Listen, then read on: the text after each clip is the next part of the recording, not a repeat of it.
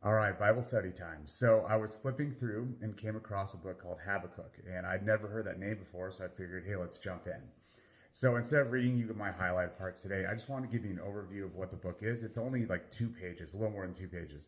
And essentially, Habakkuk is a prophet. And what that means is he prayed to God and he basically said, like, why do bad things happen to good people?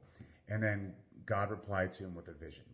So, you know, basically God told him that, hey, not only do bad things happen to good people, but I'm going to at some point, like not today, but at some point, I'm going to send a bunch of really bad people to basically conquer all of the good people. All the good people meaning the chosen, the Israelites, the people that believe in God and are destined to go to heaven, right, because of their faith, right?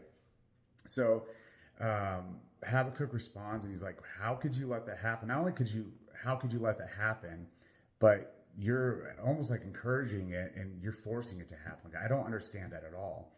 And God replies and says, "Hey, I'm going to let it happen, but once those people come through and conquer, they're going to feel the repercussions of that." Okay.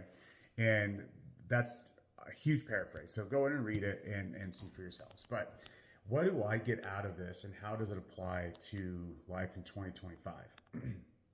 And I would say that the first thing I get out, or what like hit me, is that for people that are already going to heaven, because our faith is in Jesus, and this is Old Testament, so Jesus isn't around yet as far as like what is being written in here, like he still exists and all that. But for those that are the chosen people, right, the Israelites that are going to heaven, they they don't need to be taught lessons at this point in time, right? And we also don't know when this is happening. This may have already happened in history, or maybe it has yet to happen. I mean, this could have been like Nazi Germany, for example, right?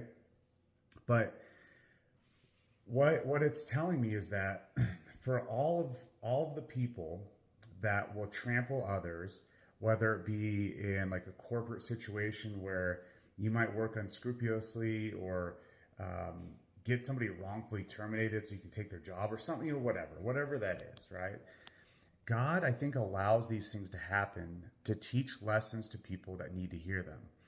And maybe you're the person that got trampled on and you need to be taught a lesson in that. Maybe you're the person that did the trampling. And then once you get to the top, you realize that, hey, that was immoral and I still feel empty. Like everything I did to get to this position was all for nothing.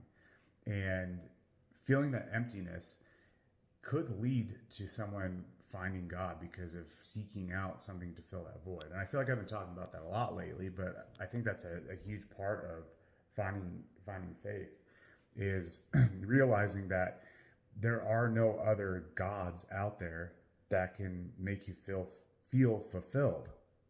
And so, it's not the perfect explanation, I guess, but that's what I get out of it is why does God let bad things happen to good people? And I think it's because God's trying to teach someone a lesson in that moment. I don't know if he's teaching the perpetrator a lesson or the victim a lesson.